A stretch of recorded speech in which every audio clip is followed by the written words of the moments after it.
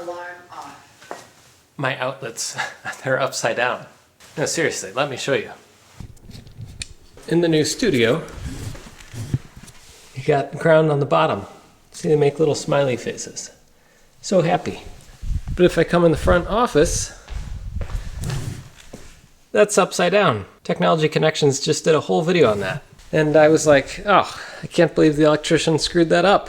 But then I realized the electrician who did these, he did the original ones that were in the space. But he did them upside down. So in this room, they're all upside down. But all the lights are in now in the studio space, the house lights at least.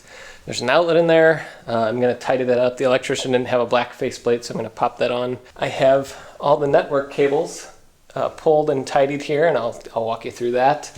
HVAC came and got heat working. Heat is very nice. You can see I'm wearing a jacket right now because in St. Louis, we had a world record warmest day ever, November 8th, and now we're into a cold snap. And of course, the thermostat over here is now wired into Home Assistant. I got some goodies in the mail that we'll go through too. This is one of the goodies, but there's some other things in this bag that I would like to show you, and we'll get to using soon here. Starting back here in this room, I actually pulled all the runs for the NVR system, the video recorder for security. Those all came down here, and I pulled those all back and then pulled them over back this way and put them up in the ceiling up here into the server room. They aren't well labeled, so I'll have to retrace some of these, the white ones here. But I also pulled down all of these blue wires because I put in, I terminated all the network jacks in the studio and on the front wall. And in the very front, in the office space, I still haven't pulled those wires down. They're still up. I'll do that when I start moving things into the office at some point. But I put in all the wires here. I terminated them. And here's the fun things with when you're building out a space. I originally was going to buy shielded Cat 6A wire so I could do 10 gigabits with no problem and have shielding. There's not a ton of RF in this environment, so it's not that much of a concern. But since I was going to get shielded, I bought shielded keystone jacks, which cost like, I don't know, $6 a piece, something like that. It's kind of expensive. But then when I went to buy the wire, I was like, oh, shielded wire costs twice as much as the unshielded. And I don't really need it, so I got the unshielded wire. But I have shielded jacks, whatever. That's just life sometimes. But they are still really easy to punch down, and I have video footage of that you're seeing right now, so I don't even know why I'm telling you this. And this was the first time also that I've used a new labeler. I usually use my little P-Touch, but I decided to buy a Brady labeler because I've seen a lot of network technicians use it, and it's good for labeling cables, which the P-Touch, the tape on that thing, can't do cable labels. But yeah, the P-Touch is great for labeling things that are flat, like boxes and cases and things like that, but not so great for labeling round wires. The Brady labeler, I think it's the M210, has the ability to change out the tapes a little quicker and faster, and it has a lot more tapes that are larger, including shrink wrap and things like that, which that's a little more exotic. I'm just going to do the nylon that you put onto the wire. I think I got the fabric tape, something like that, but we'll see how that goes. I haven't done the actual punch downs yet, but a couple more things. One is I used a thing called a Stingray. It's the Me something, this from Southwire. There's a couple different brands, but it literally clips into the corner of the ceiling grid, and you can pull the cables through it. It has a pass-through, so you can pop a cable out, pop a cable in. It's awesome. It's great for pulling wire, and that in tandem with a pulling pal.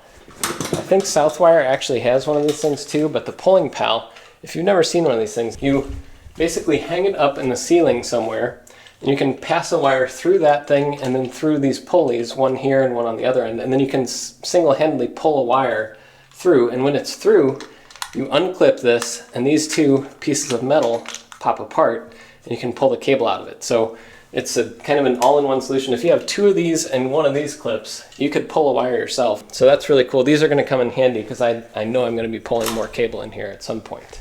And to round out this room, for now at least, I don't have a main rack picked out here. A few people suggested an APC net shelter, and my dad's like, oh, that'd be nice.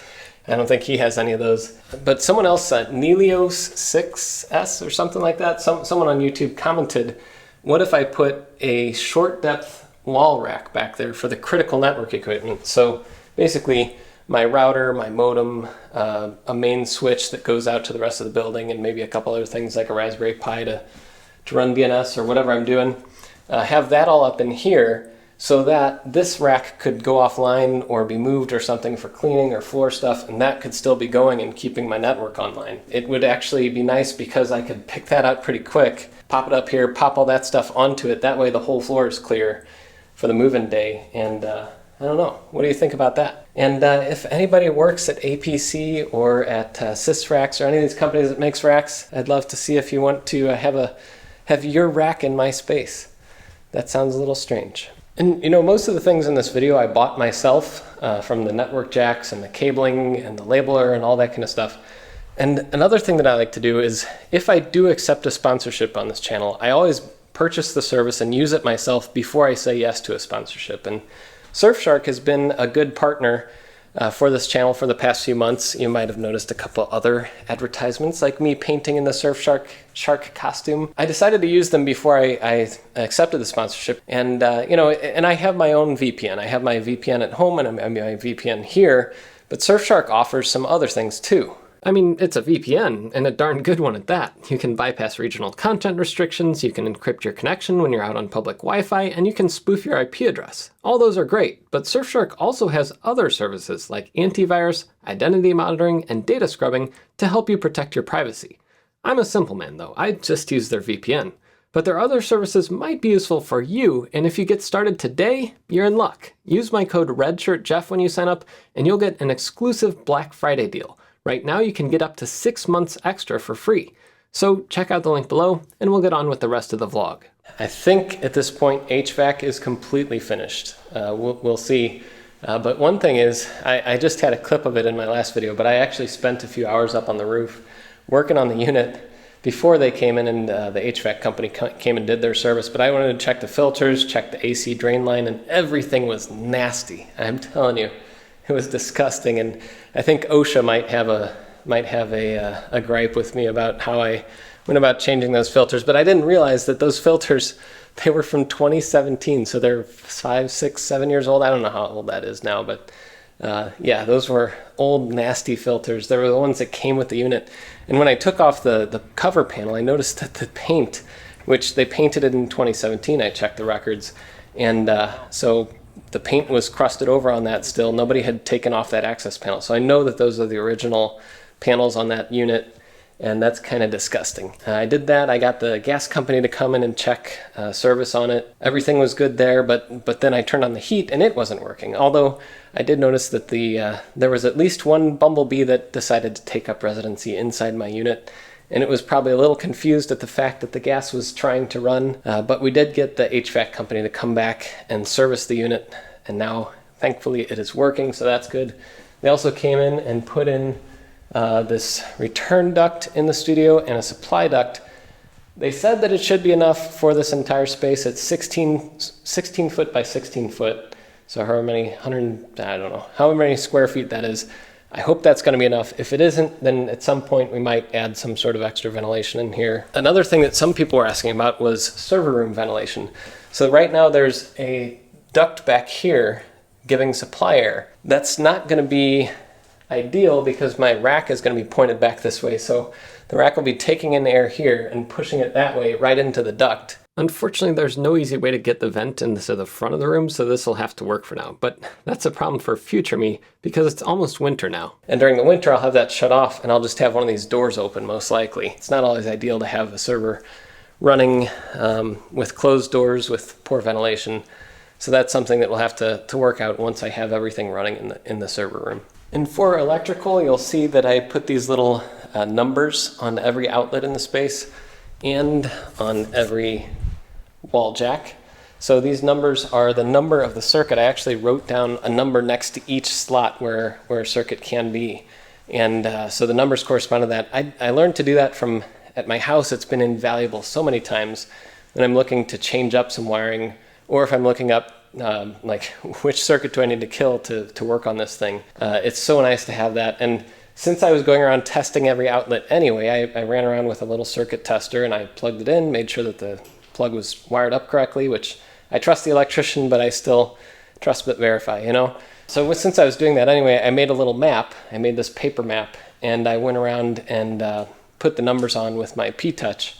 And it's just so nice to have that. It's unnecessary, completely unnecessary, and there's very few places I've ever been where that's the case. Everywhere that they have the labels, it's just so much easier when you're going to work on anything electrical to have at least a good map of it, if not also labels on everything. And just yesterday, my dad came by and helped me to replace this light fixture. When I moved into the place, one light was dead, and it was this one. And I was retrofitting them all with LED replacement retrofit bulbs. And they all worked great. I actually kind of liked them. They were on clearance at Lowe's, and I got a ton of them, and I replaced all the bulbs for like $200. It was not that expensive. All the other ones had ballasts that worked. This one's ballast was bad, so I just decided to cut out the ballast and put in bulbs that are direct wire. The bulbs that I bought had a flicker to them, and you know, it's 60 hertz, and I record usually at 180 degree shutter on 30 frames per second is 1/60 seconds. That created a weird wavy pattern in my videos that I did not like, and it was all because of this one light fixture up here. So my dad and I took that out and put in the new one, and I noticed when we did that, when we took down this space earlier this year, when we were getting ready for the studio build, all those light fixtures, you literally just pushed up and pulled them out, and they were done. All that was holding them up was the electrical wire, which is not very safe. The electrician, as he's been going through, he's actually been attaching the rest of these light fixtures to the grid with screws, which you're supposed to do, or clamps. And he's also been putting up hanging wire from the structure of the roof.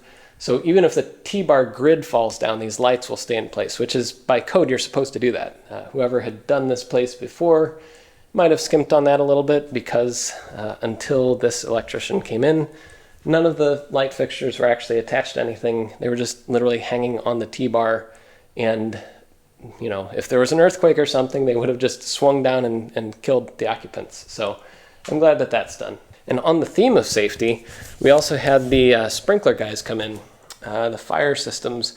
You can see there's some old ones over here. There's one up here, and there's a few in this room back here. And they also finally mounted the ones in this room, and they put in these black ceiling tiles. These are the first black ceiling tiles that they've put in. And it looks really cool because it's like the ceiling just disappears. Except for these lights, the ceiling is like gone, which is helpful. If you want to control light spill, having a black ceiling is really cool. At this point, all that we need to have happen is a couple little T-bar fixes, and the ceiling panels are coming in. Once that's done, it'll just be a matter of moving things in and seeing how it sounds, and then doing a little bit of extra work, getting the sound control. Because you can hear it still. It's not terrible, but it's definitely not amazing yet. So we're getting there. So yeah, the move-in day is hopefully not that far away. My dad and I were prepping. I also pulled these wires around for the security cameras. I popped one over here for the office space, and I popped one over in the little lobby space for lobby front door camera. And we will be doing a full video on NVR setup on a Raspberry Pi. My hope is to get Frigate and Coral, a Coral TPU, working on a Raspberry Pi to do NVR all on one Raspberry Pi system. But yeah, subscribe for that. There will be that video. There will be some more automation videos coming up. I also have, this week has been great, I've gotten in the mail an everything presence sensor for human presence detection. I also got a sensor that I bought. That one came in this week.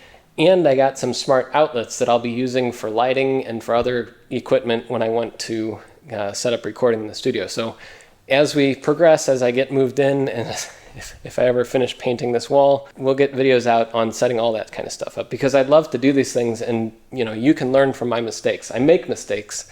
That's how we learn, really. You know, you try something, you make some mistakes, you learn a better way to do things, and then you follow up and do it better next time. This is the first time I've ever built out an office space, and it's also fun talking to some other creators who have been building out their spaces. Like Patrick from Serve the Home just moved into a new studio space. His is much larger. However, it also is a giant warehouse, so that's even more difficult in some ways to build out because you're working from a blank canvas. So I think that his approach is going to be radically different than mine. I'm building everything out nicely. I'm getting it finished, polished and everything, and then I'll start recording. He's like putting up a set already and getting things going just using a truss system and some sound blankets and things. So it's kind of interesting comparing notes with him. Our two different approaches to building out a studio space. Inspections, electrical, maybe next week, electrical inspection and occupancy permit and all that. You know, my goal right now is to start moving in by the end of November. We started in May, April, May was when I was starting to sign the lease, getting ideas, getting the build together, and we're here 6 months later. Which, you know, for a project this size, 6 months is not the end of the world. It'd be nice to go faster, but again, you know, it's construction. It's the way things are. I'm super happy with where we are today, and I am excited for where we will be in a month, in 6 months, and a year.